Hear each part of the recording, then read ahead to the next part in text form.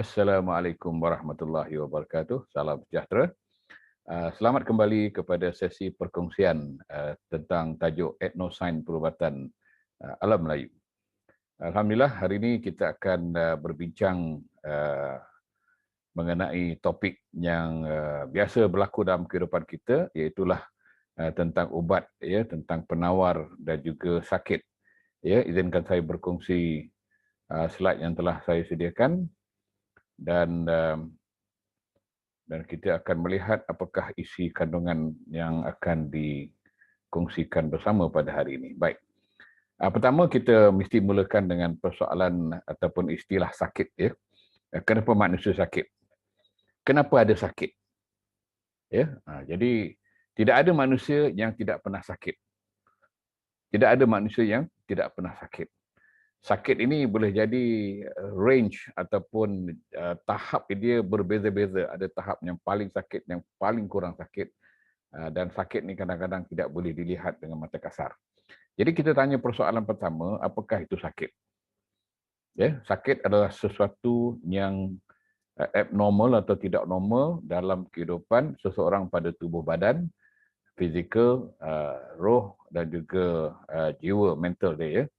Itu pada pandangan setengah pihak lah. Jadi sakit ni boleh dilihat dengan mata, ya, boleh dirasa di bau, disentuh, ya, kita boleh lihat pada yang sakit. Jadi bagaimana kita tentukan itu sesuatu itu adalah sakit? Bagaimana kita tentukan itu? Ada orang yang dikatakan dirinya sakit, dia pergi jumpa doktor di hospital dan doktor telah membuat pemeriksaan dan akhirnya dapati bahawa beliau tidak sakit. Tidak ada apa-apa yang beliau sakit. Jantungnya bagus, ya, telinganya baik, perutnya bagus, buah pinggangnya bagus, darahnya pun bagus, tapi kita tak tahu kenapa dia kata dia sakit. Jadi persoalan bagaimana kita menentukan itu adalah sakit. Kemudian kita lihat skop sakit pula. Ya. Boleh jadi sakit itu bukan fizikal, tetapi fiziologi dalam tubuh badan di sendiri dapat rasa. Ataupun boleh jadi kerana mental, sakit mental. Atau kerana roh dia sakit. Boleh jadi juga hati dia sakit. Boleh jadi juga jiwa dia sakit. Jadi sakit ni tidak mesti sesuatu yang boleh dilihat dengan mata sahaja. Ya. Baik. Bagaimana kita, apa nama atau label pada sakit, sesuatu sakit X ataupun Y. Jadi kalau kita lihat seorang tu sakit, kita nak kata ini sakit apa sebenarnya. Jadi dalam ilmu perubatan, etnosains perubatan Melayu ni, dia ada senarai sakit-sakitnya, ya, penyakit-penyakitnya disebut di dalam kitab Tip Melayu atau kitab perubatan Melayu. Begitu juga dalam ilmu perubatan moden, dia ada kategori, ya, ataupun kita sebut jenis-jenis sakit ni, itu apa dia sakit, apa nama yang dikatakan sakit itu atau sakit ini tu ada nama-namanya, ya. Kerana ini memudahkan bagi doktor untuk merawat atau perawat untuk merawat orang yang dikategori dalam sakit-sakit yang dikatakan sakit-sakit itu, ya. Baik. Jadi kita lihat apakah klasifikasi sakit ini dalam korpus ilmu perubatan barat, ya, perubatan barat ataupun yang ada pada kita sebut sebagai alopati. Dia ada senarai dalam senarai nosologi ataupun patologi itu ada penyakit-penyakit, ada jenis-jenis, ada klasifikasi dia. Tetapi ada juga klasifikasi dalam etnosains perubatan di dalam Islam pun ada nama-nama sakit dan juga penyakit. Ya. Kemudian kita pergi kepada apakah ada sempadan rawatan kepada sakit. Misalnya seseorang itu sakit, ada sempadan atau tidak untuk merawat dia. Kalau kita kata tak ada sempadan, maknanya kita katakan rawatan itu terlalu bebas, luas dan boleh buat apa saja. Tetapi kita tahu, realitinya dalam kehidupan kita, ada orang yang pergi ke hospital dan doktor dapati bahawa doktor tak tahu apa lagi rawatan yang boleh diberikan kepada seseorang itu. Ya, sehingga ada hospital yang menolak pesakit. Dalam pengalaman saya, saya tahu ada pesakit yang terlibat dalam kemalangan jalan raya dan bahagian kepalanya itu terhenyak dan bentuk kepala dia itu dah terbenam ke dalam. Jadi sebahagian kecil daripada kepala itu telah terbenam ke dalam. Tapi dia masih hidup. Cuma dia tidak boleh bercakap, ya, dan dia tak ingat apa-apa. Dan dia kadang-kadang menunjukkan simptom-simptom yang pelik-pelik, ya, kerana kemungkinan ada kecederaan dalam otak dia. Baik, beliau pernah pergi ke hospital tapi dia tolak oleh hospital. Akhirnya beliau pergi ke pusat rawatan komplementari, tradisional dan komplementari dan mendapat rawatan di situ. Artinya, ada tahap-tahap tertentu, pihak ilmu perubatan moden pun menolak pesakit-pesakit. Malah kadang-kadang sampai satu tahap di mana seseorang yang mungkin lama di ICU, tiba satu ketika di mana doktor akan beritahu, bawa baliklah ayah saudara ni kerana sudah sampai penghujungnya lah. Itu maknanya mungkin doktor telah pun mendapati simptom-simptom menunjukkan paru-parunya mulai lemah dan mungkin sampai masa dia nazak dan mungkin dia akan meninggal selepas itu. Itu memang ada ciri-ciri simptom-simptom yang kita boleh kaji. Tetapi ada juga penyakit-penyakit yang tidak sampai kepada nazak tapi rawatan itu sudah sampai sempadan. Dia tak boleh lagi, tak tahu apa lagi nak dirawat. Apa lagi ubat nak diberikan. Ya. Baik. Kemudian kita tanya soalan ni, penting. Jika tiada sempadan kepada penyembuhan sakit, di mana penghujung kepada sakit? Jadi sakit ni mesti ada tempoh dia. Minggu, 2 minggu, 3 minggu, sebulan, atau boleh jadi setahun masuk ICU, mungkin 3 tahun. Di mana penghujung dia tu? Kita boleh katalah penghujung ni boleh jadi mati. Ya. Tetapi kalau ada usaha dibuat, penghujungnya mungkin tempohnya lebih awal daripada apa yang dijangka. Ataupun lebih lewat daripada jangka. Tetapi apa yang kita ingin tekankan di sini ialah sebagaimana Allah Ta'ala sebut, bahawa Allah Ta'ala turunkan penyakit ni, ada ubat ni. Ya, jadi kalau ada ubatnya, mesti ada sempadan ni. Jadi ini yang kita katakan penghujung sakit tu, di mana duduknya tu. Baik, jadi dalam menangani sakit ni, ada 2 perkataan yang kita perlu lihat. Iaitu pertama tentang ubat dan juga penawar. Jadi kita ambil penawar dulu. Jadi mengikut sejarah lah, kronologi bidang perubatan ni. Sebenarnya perkataan ubat timbul kemudian dalam sejarah perubatan. Yang ada ialah perkataan penawar. Penawar ini ialah usaha-usaha yang dilakukan untuk menseimbangkan diri seseorang yang terkena sakit. Misalnya saya demam, maka panas. Bila panas, temperature dia tinggi. Bagaimana saya nak seimbangkan dia? Saya harus turunkan dia, yang panas itu kepada tahap sama level atau sama tahap dia suhu itu supaya saya kembali normal. Dalam perkataan istilah Cina digunakan perkataan konsep yin dan yang. Di dalam yin dan yang ni kita menseimbangkan badan kita kembali kepada normal. Baik. Jadi ada penyakit yang menggunakan modaliti tertentu, maknanya kita nak rawat sakit ni ada banyak metodologi lah, banyak cara. Dan kalau dulu di zaman datuk nenek moyang kita dulu, mereka ada korpus ilmu kearifan tempatan ataupun local knowledge, local wisdom, indigenous knowledge. Masa itu tidak ada hospital. Jadi mereka menggunakan korpus ilmu yang telah pun lama bertapak dalam komuniti mereka ataupun komuniti etnik mereka, dan hasilnya mereka menggunakan petua-petua atau kaedah-kaedah yang diturunkan atau diwarisi itu untuk merawat sakit dan juga penyakit. Jadi dulu disebut sebagai remedy, penawar, yang digunakan alat bantuannya antara lain ialah flora, bahan-bahan tumbuh-tumbuhan, sayur-sayuran, bunga-bunga dan seumpama itu, dia katakan flora, di mana setiap bahan yang Allah Ta'ala berikan ini ada kebaikan-kebaikan, kelebihan-kelebihan yang dapat digunakan untuk merawat seseorang yang sakit dan juga penyakit itu sendiri. Jadi dulu disebut sebagai penawar. Baik, tetapi apabila telah ada sains perubatan berbanding dengan etnosains perubatan, maka ubat-ubat ni telah dipakejkan. Bahan-bahan ni telah dihasilkan daripada bahan organik ataupun sintetik. Maknanya sintetik ni buatan yang dihasilkan menggunakan pelbagai kaedah lah, termasuk menggunakan petroleum, menggunakan bahan-bahan termasuk dadah lah sintetik ini, yang bukan bersifat organik, bukan bersifat herbal 100%, tapi digunakan untuk merawat. Dan setiap hasil yang dikatakan ubat tadi, sama ada berbentuk pil atau kapsul ataupun cair, yang dihasilkan tu haruslah disahkan, diluluskan oleh FDA atau Food and Drug Administration, yang diletakkan di hospital dan diletakkan di farmasi. Jadi kalau kita pergi hospital, hanya ubat-ubat yang disahkan saja yang boleh digunakan.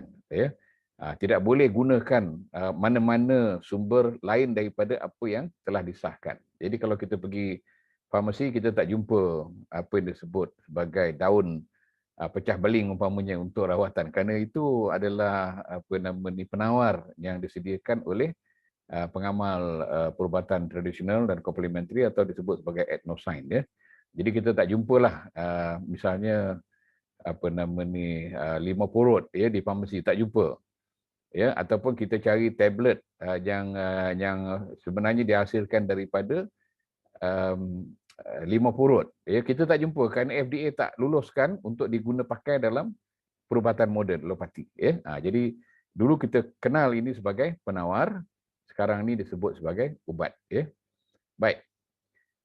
Dalam kita memahami konsep tentang ubat tadi, kita tidak boleh lari daripada perkara yang paling fundamental, ya, dalam Islam, iaitulah hubungan vertikal kita dengan Tuhan. Ya, kita percaya Allah Taala jadikan manusia ini, dan Allah Taala tahu apa yang ada dalam tubuh badan kita, dan kalau tubuh badan kita tidak normal, apakah bahan-bahan yang boleh digunakan di atas muka bumi ini untuk merawat, ya, seseorang yang sakit itu, ya. Jadi Allah Taala telah jadikan tumbuh-tumbuhan, tanam-tanaman di semua tempat di atas muka bumi ini untuk merawat penyakit yang berlaku sesuai dengan suasana tempat, persekitaran, cuaca di tempat yang adanya manusia. Jadi kalau kita ambil contoh, misalnya kanser, ya, disebut sebagai salah satu penyakit, dan bahan yang digunakan untuk merawat kanser adalah B17 misalnya.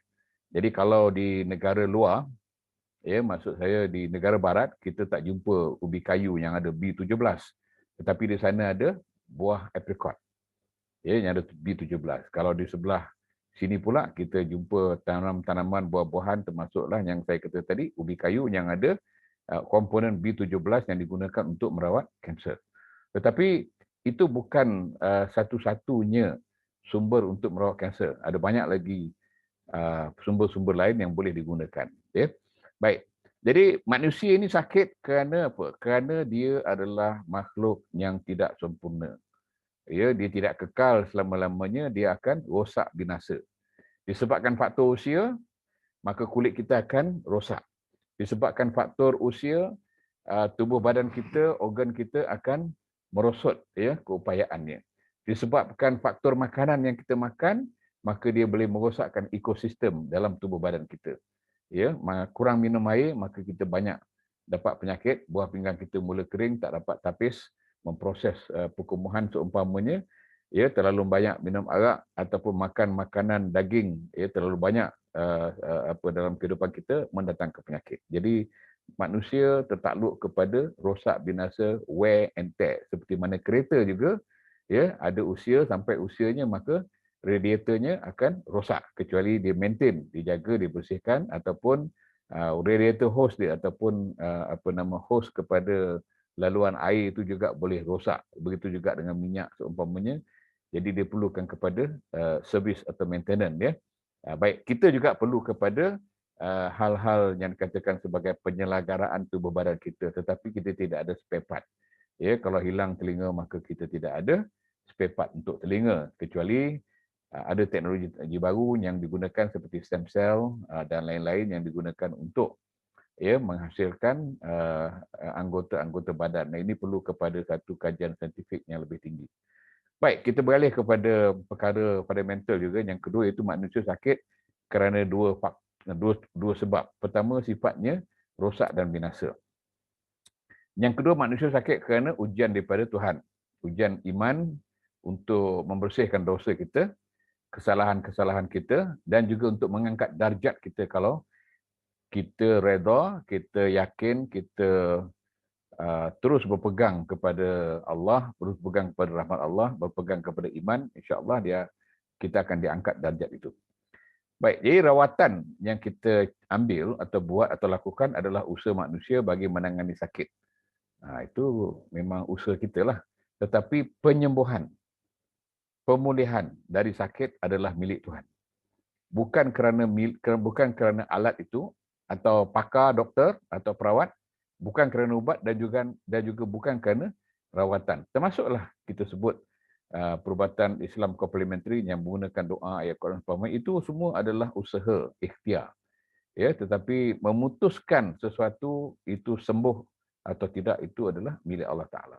Jadi kita tak boleh kata Saya yang rawat dia sampai dia sembuh.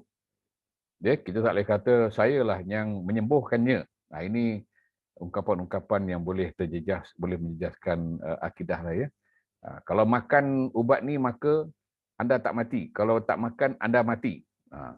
Kalau tak buat operation anda mati. Kalau buat operation anda tak mati. Jadi ungkapan-ungkapan ini adalah ungkapan yang boleh menjejaskan persoalan akidah, ya, persoalan ketuhanan. Jadi kita harus sebagai seorang Muslim hati-hati dalam membuat kenyataan-kenyataan.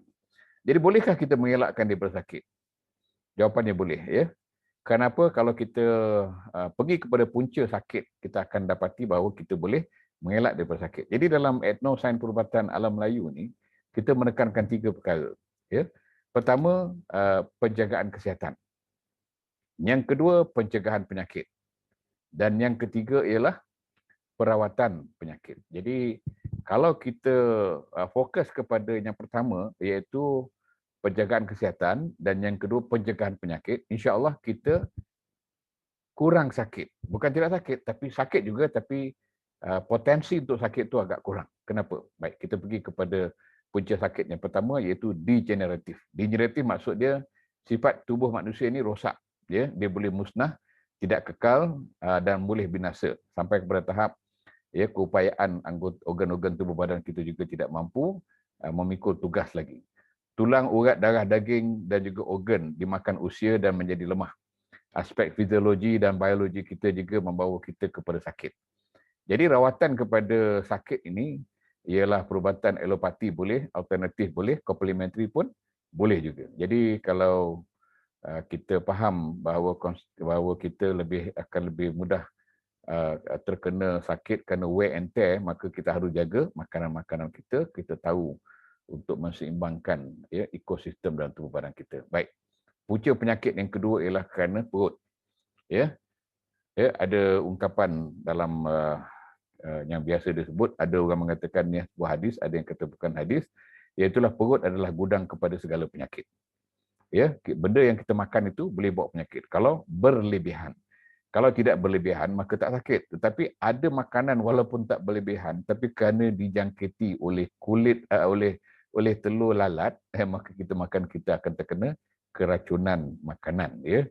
Jadi makanan yang tidak seimbang, tak cukup air, makan benda berlebihan, ini semua bawa penyakit. Jadi sebab itu di dalam Islam, apabila Islam datang ke alam Melayu ini, kita mengambil etika ataupun cara adab-adab makan di dalam Islam. Misalnya Nabi sebut, berhenti makan sebelum kenyang.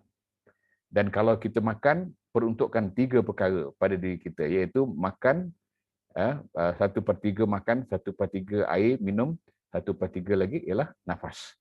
Jadi kalau kita tidak ada konsep kepahaman itu, boleh jadi kita makan ajalah. Dan dia boleh bawa pada penyakit. Dan Nabi pun sebut kalau makan lauk, misalnya kita jangan campurkan makanan darat dengan makanan laut. Itu sunnah Nabi. Ya, kalau kita ahli sains, kita boleh buat kajian lah kenapa apakah unsur-unsur yang ada pada makanan laut dan juga makanan darat, kalau bercampur, apakah yang akan berlaku untuk jangka panjang. Itu tugas ahli sains untuk membuat kajian. Tetapi sunnah Nabinya begitu. Ya.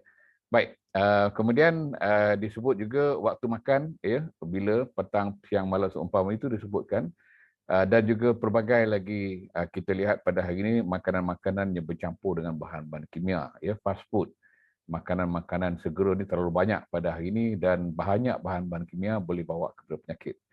Saya ada seorang kawan yang makan mi Maggi, dia 30 tahun dia makan mi Maggi dan dia tak tahu bahawa dia kena kanser kerana mi Maggi yang dimakan setiap hari selama 30 tahun.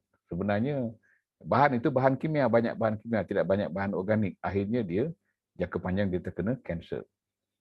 Baik, yang seterusnya ialah tentang punca penyakit tentang persekitaran. Jadi bila kita berjalan keluar rumah ataupun dalam rumah, ada habuk, ada kotoran, ada hawa, ada hama, bakteria, virus. Pada hari ini pun ada virus. Kemudian terkena pada panas, hujan, kita keluar masuk rumah, aircon sejuk dan tidak seumpamanya, akhirnya keseimbangan dalam badan ini tidak lalu terjejas dan menyebabkan kita sakit. Persekitaran dalam rumah, persekitaran bilik, kebersihan diri, kesemua itu menyumbang kepada sakit. Ya. Jadi orang boleh sakit kerana persekitaran. Sebab tu kita lihat di dalam Islam ni ada satu kaedah pencegahan penyakit ni dengan cara kita mengambil uduk, mengambil air semayang. Bila ambil semayang untuk semayang 5 waktu ni, kita akan membersihkan 7 lubang di kebahagian kepala, iaitu 2 mata, 2 hidung, 2 lubang hidung, 1 mulut dan juga 2 telinga. Jadi tempat-tempat ni adalah tempat-tempat persinggahan kekotoran, haba, ya, kalau virus ni. Begitu juga di hujung jari. Ya, jari-jari yang kita sebab tu kita lihat kita membasuh tangan ni cukup penting sebelum makan. Ya. Malah doktor yang terlibat dengan pembedahan pun mesti basuh tangan dulu. Lepas buat pembedahan pun mesti basuh tangan dulu. Jadi kita pun basuh tangan. Kita bukan basuh tangan basuh begitu saja di hujung-hujung jari ni. Jadi kuku-kuku ni adalah tempat persinggahan kekotoran. Apabila dilalukan air maka bersih. Begitu juga dengan kaki. Kita bersihkan kaki. Ya, jadi kalau ambil uduk 5 waktu itu insya-Allah dia akan bersih. Jadi kalau kita ambil air semayang, kita tak bersihkan hidung, boleh jadi abuk-abuk dalam tu akan kekal. Sebab tu penting bagi kita untuk melakukan uduk ni dengan sempurna. Baik, bagi mereka yang bukan Muslim, mereka juga boleh melakukan perkara yang sama. Pastikan berdiri bersih, tangan bersih, muka bersih, hidung bersih. Jadi ini dapat membantu. Jadi bagi yang Muslim, dia sudah ada satu sistem untuk mencegah penyakit sebenarnya. Ya. Baik, rawatan untuk sakit-sakit ni kita boleh lihat dalam perubatan alopati, perubatan alternatif dan juga komplementari. Baik, kita pergi kepada punca sakit lagi. Sakit kerana faktor luar. Kita kena langgar, kita berlanggar, kita tersepak, kita tersadung, berlaku insiden yang di luar jangkaan misalnya, perang juga boleh bawa kepada sakit, bergaduh bertumbuk juga sakit, kita naik basikal, terbabas, juga bawa kepada sakit. Jadi ini faktor luar. Ya, yang ni boleh kawal atau tidak? Stephen Covey kata dalam hidup kita ni, kita hanya boleh kawal kita boleh kawal 90% daripada perkara dalam kehidupan kita dan kita tak boleh kawal 10% daripada. Yang 10% itulah insiden yang berlaku di luar kawalan kita. Baik, kita beralih kepada punca yang seterusnya ialah punca manusia terdedah kepada sakit dengan sebab kesalahan sesama manusia. Kesalahan sesama manusia ni maksudnya kita ambil harta orang, kita makan harta anak yatim, ya, kita tipu, kita fitnah orang dan tidak tunai tanggungjawab dan juga hak pada yang patut, suami dan juga isteri. Maka Allah Ta'ala berikan sakit pada kita. Kadang-kadang orang tak tahu kenapa dia busung. Tapi dia lupa bahawa dia makan harta anak yatim. Kadang-kadang dia sakit, dia kena lumpuh. Dia tak tahu yang lumpuh tu adalah berpunca daripada perbuatan jahat dia terhadap orang lain yang Allah Ta'ala balas dalam bentuk sakit yang begitu. Dia tak tahu. Ini adalah kesalahan sesama manusia. Ya, dan seterusnya, ini adalah punca penyakit yang Allah Ta'ala berikan kepada Nabi Ayub. Jadi kadang-kadang kita ni baik. Ya, kita lihat banyak orang baik. Nabi Ayub ni seorang baik, tapi dia sakit. Dan dia sakit lama. Ya, dan kita tahu ada yang kata 3 tahun, ada yang kata 7 tahun, 1 bulan, ada yang kata 18 tahun. Jadi kepalanya penuh dengan ulat. Dan akhirnya apabila dia banyak bersabar, ya, memohon rahmat Allah, dan akhirnya sampai suatu ketika Allah Ta'ala suruh dia ambil air, gitu, air bersih itu lalu dilalukan pada kepalanya dan dia sembuh. Selepas itu, ini ujian keimanan, sakit kerana ujian iman.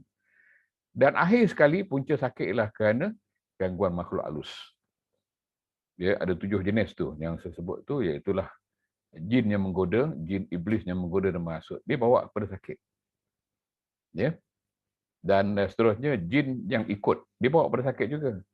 Kita balik rumah, Nabi sunatkan kita supaya membaca Bismillahirrahmanirrahim, beri salam kepada rumah. Dengan itu, kalau ada yang ikut belakang kita, dia akan duduk di luar. Kalau kita tak baca, dia akan ikut bersama kita masuk dalam rumah. Kita makan, dia makan. Kita tidur, dia tidur. Dan dia bersarang dalam rumah kita. Ya, dan dia boleh bawa penyakit untuk jangka panjang. Ada jin yang menumpang di rumah. Rumah ditinggalkan sekian lama atau rumah ada bilik kosong banyak dan dibiarkan tidak diisi penghuni, tidak ada penghuni, maka di situ tempat jin iblis akan menumpang. Nabi kata kalau tempat tidur ni lama tinggalkan, eloklah, ya, eloklah dikibas tempat tidur tu dengan tuala ataupun apa-apalah jadah boleh, nak selawat pun boleh, ya, nak baca ayat auzubillahi minasyaitonirrajim pun boleh, kerana di situ tempat, ya, bertinggiknya yang kita yakin percaya hal-hal yang boleh mengganggu kita, ya, di rumah. Jadi kalau kita pergi ke rumah kosong ataupun hotel ataupun rumah persinggahan seumpamanya yang lama tak digunakan, kita akan ada pengalaman sukar untuk tidur sebelah malam. Kadang-kadang berbunyi itu dan ini, ya. Jadi ini semua gangguan boleh bawa pada sakit, ya, sakit hati lah, ataupun sakit roh, sakit spiritual dan sakit jiwa. Yang ketiga ialah ada jin yang sudah bermukim, ya. Dikatalah satu kawasan hutan yang telah ditebas, dijadikan perumahan, maka di situ asalnya memang ada makhluk asing yang tinggal di situ, tetapi bila ditebas umpamanya, maka makhluk ni akan datang kembali ke tempat tersebut kerana ini adalah tempat mereka bermukim. Jadi berlakulah gangguan yang kita tak nampak. Jadi kalau tanya doktor-doktor perubatan, dia kata tak ada, ini tahyul, ini semua mistik, ya, tidak ada. Ini pemikiran kolot, pemikiran kampung. Ini kerana mereka tidak ada ilmu dalam merawat hal-hal yang bersifat spiritual. Jadi kita tak boleh nak salahkan mereka kerana mereka jahil dalam hal ini. Tapi bagi orang yang memahami dan tahu tentang ilmu ini, mereka tahu bagaimana menangani penyakit dan juga sakit disebabkan oleh gangguan jin. Kemudian ada juga jenis paksa rela, jin paksa rela yang terjun masuk dalam tubuh badan seseorang itu. Walaupun dia tak tahu, dia tak suka, tapi benda itu masuk dalam tubuh badan. Ini kita jumpa, ya, terhadap orang-orang yang tidak tahu pun yang benda itu sudah masuk dalam tubuh badannya. Sehinggalah lewat kemudian baru dia tahu dia sakit. Ya. Kemudian jin upahan. Jin upahan ni ialah diupah oleh para dukun bomoh, ya, yang menggunakan khidmat jin ini untuk santau orang, untuk susahkan orang, sakitkan orang, serang orang seumpamanya. Ini dikatakan upahan. Dan akhir sekali ialah jin yang ada MOU atau perjanjian dengan manusia, ya, yang mungkin dilakukan di zaman Datuk Nenek Moyang dulu untuk menjaga keselamatan ladang, kampung, ya, kebun seumpamanya dulu, dan di sana ada perjanjian-perjanjian yang dibuat dan akhirnya ini yang disebut sebagai saka atau pusaka, ya, yang ditinggalkan oleh orang-orang dulu kepada orang-orang yang kemudiannya. Maka di situlah berlaku gangguan dan bawa kepada sakit dan juga penyakit. Baik, apa yang patut dibuat bila sakit? Pertama, kita anggaplah ini satu anugerah Allah Ta'ala kepada kita untuk menguji kita supaya kita redha, ya, sabar, cekal dan anggap dia sebagai satu rahmat. Kenapa rahmat? Kerana dengan sebab itulah kita akan dekat dengan Tuhan, kerana itulah kita akan memahami satu perspektif baru dalam kehidupan manusia. Boleh jadi juga apabila kita mendapatkan rawatan, kita akan mendapat ilmu baru, ya, dan maklumat-maklumat baru dan bertemu dengan banyak orang yang lain, ya, dalam proses kita mendapatkan rawatan itu. Ini satu kebaikan, dan kalau kita redha, kita mohon ampun Allah Ta'ala akan angkat, ya, darjat kita dan membersihkan dosa kita. Baik, sunnah berusaha mencari perawat dan mencari penawar dan juga ubat. Jadi kalau kita duduk diam aja, itu bukan sunnah Nabi. Sunnah Nabi ialah cari perawat. Kalau seorang perawat yang sakit pun dia kena cari perawat. Kalau doktor yang sakit, dia kena cari doktor yang lain untuk merawat diri dia. Itu sunnah. Yang seterusnya ialah mohon rahmat daripada Allah Ta'ala untuk kesembuhan. Ya, dan jangan putus harap seolah-olah macam tidak ada ubat, ya, atau penawar bagi menangani sakit yang dia dapati. Mesti ada, ya. Cuma kadang-kadang tempoh waktu masa je menentukan, dan mungkin kalau diizinkan Allah, ya, dia akan berlaku. Kalau tak diizinkan Allah pun maknanya tak berlaku, tetapi dia sampai pada satu nokta perhentian lah, ya, iaitu kita meninggal dunia pada penghujungnya. Tapi kalau meninggal dalam keadaan kita redha pada Allah, Allah Ta'ala akan kurniakan kebaikan-kebaikan di akhirat nanti. Jadi faktor masa cepat atau lambat ni adalah antara perkara yang menjadi relatif lah, ya, kepada kehidupan dan cara rawatan. Dan kita percaya faktor spiritual, ya, faktor kafarah ataupun dosa-dosa dalam kehidupan ini dan juga kemuliaan adalah tiga perkara yang kalau kita bincangkan tentang sakit ini, ya, kita akan dapati ia kembali kepada hubungan vertikal kita dengan Allah Subhanahu Wa Taala. Jadi kalau kita putus hubungan itu, mungkin kita tak ada jawapan kenapa kita sakit. Ya, tapi kalau kita tahu hubungan vertikal, hubungan tu manusia dengan Tuhan, maka kita tahu di sana ada, ya, sebab kenapa kita sakit dan juga bagaimana kita boleh, ya, mendapat rawatan untuk pulih dengan izin Allah Taala. Baik. Akhir sekali kita pergi kepada slide yang menyatakan tentang rawatan-rawatan kepada sakit, iaitu rawatan alopati yang kita tahu tentang hospital klinik, rawatan alternatif iaitu homeopati, naturopati, herbal, ginseng, ayurveda, akupunktur. Ya. Ini disebut sebagai alternatif lah. Alternatif maknanya kalau dia tak nak pergi hospital, dia ada rawatan lain yang sama hebat, ya, sama hebat, alatnya lain, modalitinya lain. Tetapi ini sebagai alternatif. Kemudian seterusnya ialah complementary. Complementary ialah kaedah rawatan yang melengkapkan rawatan yang telah diberikan oleh hospital atau alopati atau alternatif, tapi tidak selesai proses rawatan itu. Maknanya pesakit masih lagi sakit, walaupun dah sembuh sikit tapi tak sempurna, maka complementary boleh membantu dalam hal ini. Jadi complementary tidak pernah bersaing dengan alopati ataupun alternatif, tetapi lengkap, melengkapkan. Itulah konsepnya. Termasuklah perubatan Islam complementary, ya, yang saya sebutkan dalam siri sebelum ni, bahawa perubatan Islam complementary itu duduknya di bawah payung etnoscience, perubatan alam Melayu. Kenapa? Kerana bacaannya mungkin daripada Al-Quran, daripada doa, daripada ini, tetapi ada unsur-unsur ayat-ayat yang dibaca itu bersandar kepada pandangan-pandangan ulama Nusantara. Ya, ada ayat yang dibaca ni disabitkan dengan untuk penyakit ini umpamanya. Ini pandangan daripada ulama-ulama Nusantara. Begitu juga dengan selawat-selawat yang tidak dibaca oleh perawat-perawat dari dunia Arab, daripada Saudi ataupun daripada Mesir atau Pakistan, tetapi kita, ulama-ulama kita yang memutuskan. Kemudian ada bilangan pula ratus ribu bacaan-bacaan ataupun yang perlu dibaca untuk melakukan rawatan. Ini adalah pandangan-pandangan ilmu kearifan orang tempatan, orang Nusantara, orang alam Melayu dalam merawat, dan sebab itu saya namakan dia perubatan Islam komplementari khusus daripada Islam. Ya. Baik, kita beralih kepada ujian makmal dan ujian klinik. Ya. Evidence based dan juga testimoni. Baik, ubat adalah terhasil daripada bahan organik sintetik yang mesti melalui ujian makmal berminggu-minggu. Ya. Dan kemudian dibuat ujian klinikal. Berbulan-bulan, boleh jadi bertahun-tahun. Barulah disahkan jadi ubat. Ya.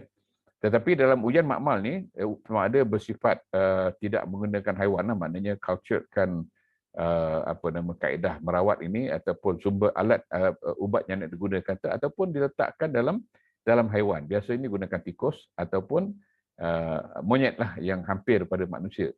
Ini mamalia, ya. Mamalia digunakan kerana kita mempunyai persamaan karakteristik dengan mamalia, dan kita adalah manusia, adalah haiwan atau makhluk berdarah panas. Ya.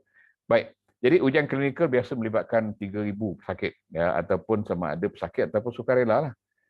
Jadi maka dengan itu dapatlah diputuskan bahawa sesuatu ubat itu sesuai untuk merawat sesuatu penyakit. Ini kaedah alopati. Daripada situ barulah FDA akan luluskan dan barulah boleh digunakan di hospital ataupun di klinik, ya, ataupun digunakan di farmasi. Kemudian selepas itu akan dipantau sama ada pesakit itu telah sembuh dengan izin Allah Ta'ala menggunakan alat ataupun ubat yang dikatakan telah pun diuji, ya, di ujian klinikal itu. Baik, jadi kalau kita tengok yang ada dalam kaedah rawatan alopati ni, dia sebut sebagai evidence based. Dia kena buktikan, ya. Masuk dalam ujian makmal, kemudian ujian klinikal. Tetapi dalam etnosains perubatan alam Melayu pula berbeza. Dia tidak dibawa masuk dalam makmal untuk diuji, tetapi dia telah pun dilakukan, dihayati, diamalkan beribu tahun. Ya, jadi beribu testimoni dapat dilakukan beratus tahun atau ratusan tahun sebagai bukti. Kita ambil contoh, misalnya daun pecah beling ataupun daun pecah kaca. Ya, daun ini digunakan oleh orang Melayu dulu, yang dihasilkan, dijadikan direbus umpamanya, tapi hari ini kita boleh ganti, boleh pecahkan dia, jadikan dia sumber serbuk, ya, dia masukkan dalam kapsul atau dijadikan tablet ataupun dijadikan cair untuk merawat batu karang, untuk pecahkan batu karang dalam perut, ya, dalam buah pinggang kita boleh gunakan daun pecah beling. Baik. Kalau hospital berminat untuk mengambil ini, maka dia bawa kepada makmal, diuji, kemudian uji dengan klinikal, maka dia sahkan bahawa ini boleh jadi sumber ubat yang baru, tapi harus disahkan oleh FDA. Itu kaedah cara orang alopati lakukan. Tapi ilmu kearifan tempatan orang Melayu kita dulu menyatakan bahawa inilah kaedah bagaimana kita merawat batu karang, dan telah dilakukan berpuluh tahun, beribu orang dah guna dan pecah batunya dan pulih orangnya. Jadi itu dikatakan testimoni. Jadi testimoni ni kalau dah banyak kali berlaku, banyak kali orang pulih, jadi maka itulah evidence, itulah buktinya. Ini berlawanan dengan cara hospital. Hospital dia test dulu, dia uji dulu, kemudian baru dia kata, okey boleh jadi ubat. Di dalam etnosains perubatan dalam Melayu, korpus ilmu yang berdasar kepada local knowledge, local wisdom, indigenous knowledge itu yang telah dihayati beribu tahun, itulah dia evidence, ya, yang gunakan. Tapi dalam slide, dalam siri perkongsian sebelum ni, saya sebutkan tentang konsep everyday defined dan juga authority defined. Jadi ilmu kearifan orang tempatan ni disebut sebagai everyday defined, ya.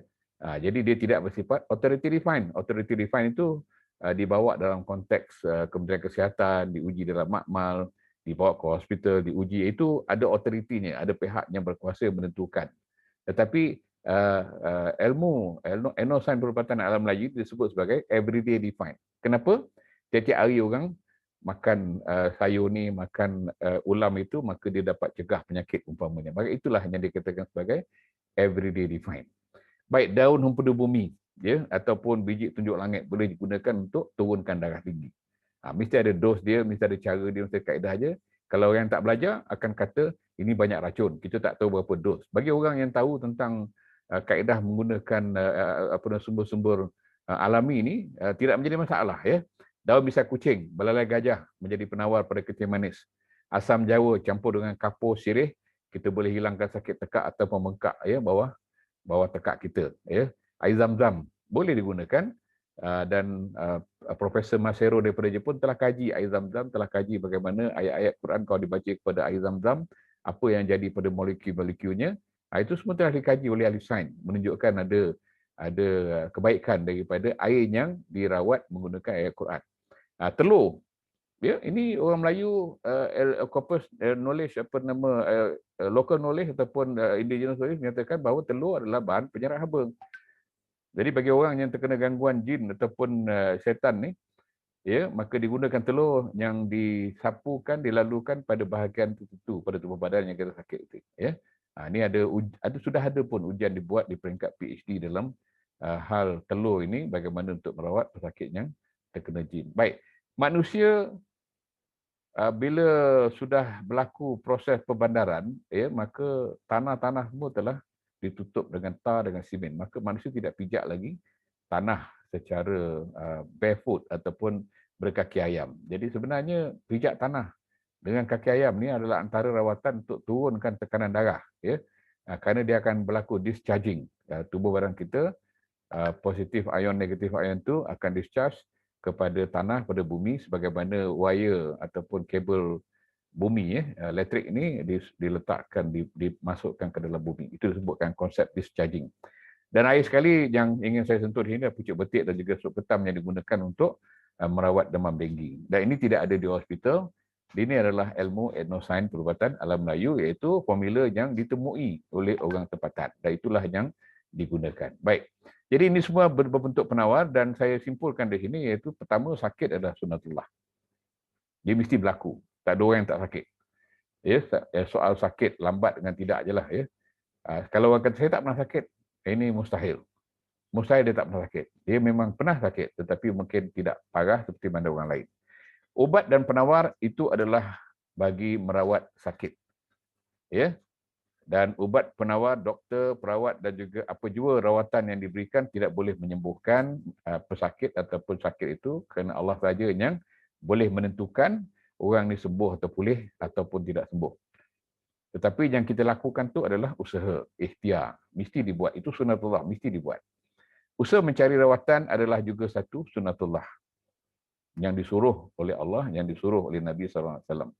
Dan memahami 7 jenis penyakit tadi boleh bantu kita untuk menjaga kesihatan kita, mencegah penyakit dan juga merawat penyakit. Itulah penekanan oleh etnosains perubatan alam Melayu. Jadi kita menekankan soal mencegah itu lebih baik daripada merawat. Jadi sebelum mencegah itu, ada lagi satu konsep, iaitu menjaga kesihatan, memelihara kesihatan dengan kaedah-kaedahnya betul. Baik, saya kira mungkin kita berhenti setakat dulu. InsyaAllah kita akan bertemu dalam siri yang lain untuk membicarakan tentang etnosains perubatan alam Melayu ini. Mudah-mudahan yang disampaikan tadi dapat dimanfaatkan. Yang baik itu semua daripada Allah Ta'ala, dan kita bertemu pada waktu lain. Sekian. Wabillahi taufiq wal hidayah. Wassalamualaikum warahmatullahi wabarakatuh dan salam sejahtera.